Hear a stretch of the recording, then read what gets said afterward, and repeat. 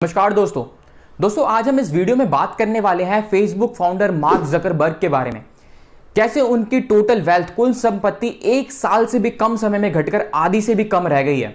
बहुत पुरानी बात नहीं है, लास्ट ईयर सितंबर में वो वर्ल्ड के 3rd रिचेस्ट पर्सन हुआ करते थे और आज वो वर्ल्ड के 14वें रिचेस्ट पर्सन बन चुके हैं और उनकी जो टोटल वेल्थ है वो आधी से भी कम रह गई है। लास्ट ईयर सितंबर में जब वो वर्ल्ड के 3rd रिचेस्ट पर्सन थे, उस समय ब्लूमबर्ग बिलियनर इंडेक्स के अकॉर्डिंग जो उनकी टोटल वेल्थ थी वो अराउंड $142 बिलियन थी। उस समय मेटा प्लेटफॉर्म का जो एक शेयर का प्राइस था वो अराउंड $350 था और उसका मार्केट कैपिटल कंपनी का अराउंड $950 बिलियन था। आज फोर्ब्स की रियल टाइम बिलियनर लिस्ट के अकॉर्डिंग उनकी टोटल वेल्थ अराउंड $70 बिलियन है और वो वर्ल्ड के 14वें रिचेस्ट पर्सन बने हैं, वो भी हाल ही में। उससे पहले वो 17वें 18वें नंबर पे थे।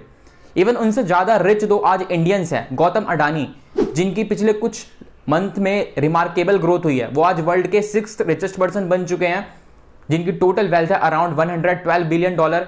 और दूसरे मुकेश अंबानी जो वर्ल्ड के 10th रिचेस्ट पर्सन है, उनकी वेल्थ भी मार्क जकरबर्ग से कई ज्यादा है। मुकेश अंबानी की टोटल वेल्थ है अराउंड $92 बिलियन। अब वापस आते हैं मार्क जकरबर्ग के ऊपर। तो ऐसे क्या रीजन रहे जिस वजह से उनकी इनकम में, टोटल वेल्थ में इतनी गिरावट हुई?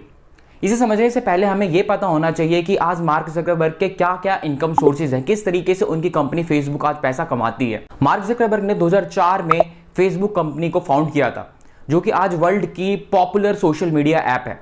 लेकिन आज मार्क जकरबर्ग के पास सिर्फ फेसबुक नहीं है, बल्कि कई ग्रुप ऑफ कंपनीज हैं। WhatsApp, Messenger, Instagram, Mapillary, Oculus, Dime, Portal, Workplace, ऐसी कई सारी कंपनीज हैं। लास्ट ईयर 28 अक्टूबर को फेसबुक की पेरेंट ऑर्गेनाइजेशन बनाई गई, जिसे नाम दिया गया मेटा। आज मार्क जकरबर्ग की सभी ग्रुप ऑफ कंपनीज मेटा के अंदर आती है, जो मेटा प्लेटफॉर्म के नाम से जानी जाती है। और ये पूरा कॉन्सेप्ट बेस्ड है मेटावर्स पर।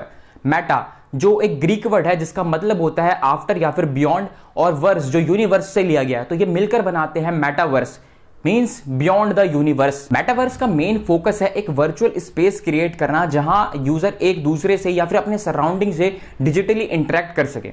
आज मेटा प्लेटफॉर्म का मेन रिवेन्यू उसके एडवर्टाइजमेंट सेलिंग से आता है।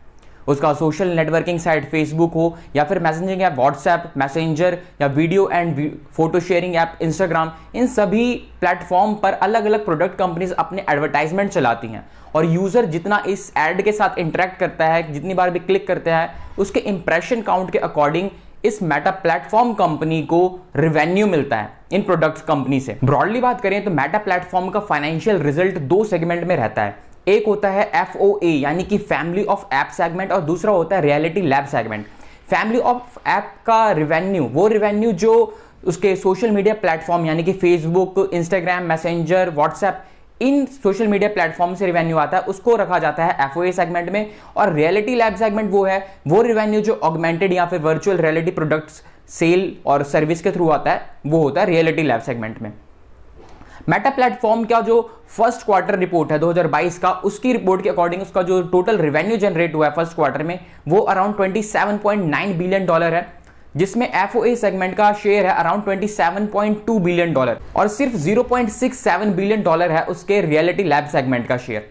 इन परसेंटेज बात करें तो मेटा प्लेटफॉर्म 97.5% जो उसका रेवेन्यू है वो सिर्फ एडवर्टाइजमेंट सेल से जनरेट करता है, and only 2.5% reality lab segment से, उसके जो वर्चुअल एंड रियलिटी प्रोडक्ट्स हैं उसके सेल से। तो यहां तक हमने ये तो समझ लिया कि how Meta makes money, but अब लॉस हो क्यों रहा है और कितना हो रहा है वो देखते हैं, क्योंकि वही बता पाएगा मार्क जकरबर्ग के डाउनफॉल का क्या रूट कॉज है। मेटा प्लेटफॉर्म का जो फर्स्ट क्वार्टर का रिपोर्ट रहा है 2022 का, उसके अकॉर्डिंग इसके नेट इनकम में 21% का डिक्लाइन रहा है ईयर ओवर ईयर।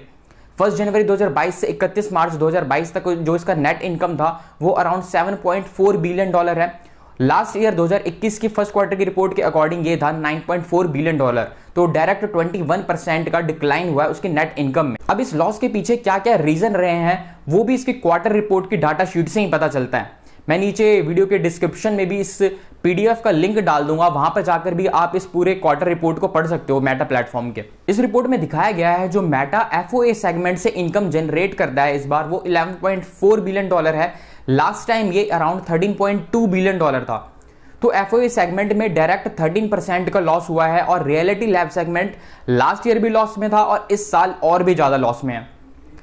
तो FOA सेगमेंट में जो लॉस के मेजर रीजन रहे हैं, हम उसको अब एक एक करके समझते हैं। फर्स्ट, 2021 के फोर्थ क्वार्टर की रिपोर्ट में दिखाया गया था FB के जो डेली एक्टिव यूजर हैं उसमें डिक्लाइन हुआ है। ये देखने में तो नंबर्स में अप्रोक्सीमेट एरर जैसा लग रहा था, लेकिन इसके वजह से फेसबुक के रेवेन्यू में बहुत ज्यादा गिरावट देखने को मिली थी। Second, Apple app privacy change. अब एप्पल ने अपने यूजर को ये ऑप्शन दिया है कि वो चाहे तो ही कोई ऐप उनके बिहेवियर को ट्रैक कर सकता है, और इस सेटिंग का कई एप्पल यूजर ने यूज भी किया, अब उस सेटिंग को एनेबल कर रखा है। इसके वजह से फेसबुक को, मेटा प्लेटफॉर्म को बड़ा नुकसान हुआ है। कई बार आपने देखा होगा कि जब भी हमें कोई प्रोडक्ट से रिलेटेड ऐड दिखाया जाता है और हम गलती से या फिर जानबूझकर उस पर क्लिक करते हैं, तो बार बार उस ऐप पर उसी से रिलेटेड हमें एडवर्टाइजमेंट दिखाए जाते हैं। इसे ही कहते हैं यूजर का बिहेवियर ट्रैक करना। और फेसबुक जैसी मेटा प्लेटफॉर्म के जो कंपनीज है जो एडवर्टाइजमेंट पर ही बेस्ड है, वहां पर यूजर के बिहेवियर को ट्रैक करना बहुत ज्यादा जरूरी होता है। इसकी वजह से मेटा प्लेटफॉर्म को बहुत बड़ा नुकसान हुआ है। थर्ड फरवरी 2022 को मेटा प्लेटफॉर्म ने प्रोजेक्ट किया था कि उसके जो फर्स्ट क्वार्टर का परफॉर्मेंस होगा वो एक्सपेक्टेशन से कम होगा, और सिर्फ इस प्रोजेक्शन की वजह से सिंगल डे में मार्क जकरबर्ग की वेल्थ में, उनकी पूरी कंपनी का जो टोटल मार्केट कैपिटल है, सब में बहुत बड़ा झटका लगा था। एक दिन में ही मार्क जकरबर्ग की कंपनी मेटा प्लेटफॉर्म का जो टोटल मार्केट कैपिटल है उसमें $230 बिलियन का झटका लगा, और मार्क जकरबर्ग की सिंगल डे में $31 बिलियन वेल्थ खत्म हो गई। रियलिटी लैब सेगमेंट जो कंटिन्यूअसली लॉस में जा रहा है, उसका कोई क्लियर रीजन नहीं है, क्योंकि वो डायरेक्टली डिपेंड करता है कि क्या मेटावर्स कभी सक्सेसफुल बन पाएगा, क्या इसका रियलिटी में कोई फ्यूचर है।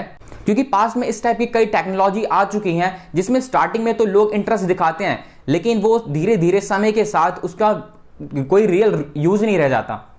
2014 में गूगल ग्लास बहुत बड़ा फ्लॉप रही थी। अभी मेटा प्लेटफॉर्म के ऑक्यूलस के augmented and virtual reality product काफी पॉपुलर है, वो अच्छा खासा गेमिंग सेक्टर में पकड़ बनाई हुई है वो कंपनी। लेकिन मेटावर्स का जो कॉन्सेप्ट है जिसे मार्क जकरबर्ग लाना चाहते हैं, उसमें शायद अभी कई दशक लग जाएंगे। कंप्लीट वीडियो देखने के लिए आप ध्रुव राठी की मेटावर्स वाली वीडियो देख सकते हैं, जैसे इसे कंप्लीट डिटेल में समझाया गया है। अदर कॉम्पिटिटर राइवल कंपनीज भी अब मेटा प्लेटफॉर्म के लिए एक बहुत बड़ा चैलेंज बनती जा रही हैं। यूट्यूब, Amazon, एप्पल, टेंसेंट, ऐसी कई प्लेटफॉर्म हैं जो मार्केटर के लिए अपने प्रोडक्ट एडवर्टाइजमेंट के लिए एक अच्छा ऑप्शन बन चुकी है।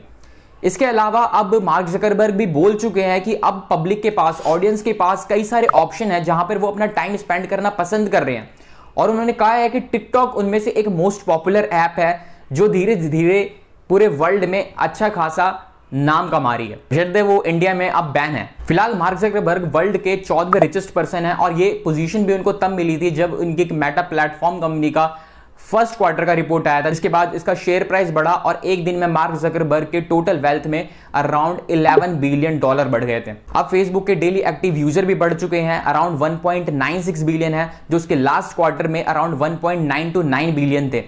तो शायद जल्द ही अब मार्क जकरबर्ग वर्ल्ड के 10 रिचेस्ट पर्सन में भी आ जाएंगे। वैसे वर्ल्ड के टॉप रिचेस्ट पर्सन की लिस्ट में कभी भी कुछ भी बड़ा चेंज होता ही रहता है, तो हो सकता है वो धीरे धीरे अपनी पोजीशन पे वापस आ भी जाएं।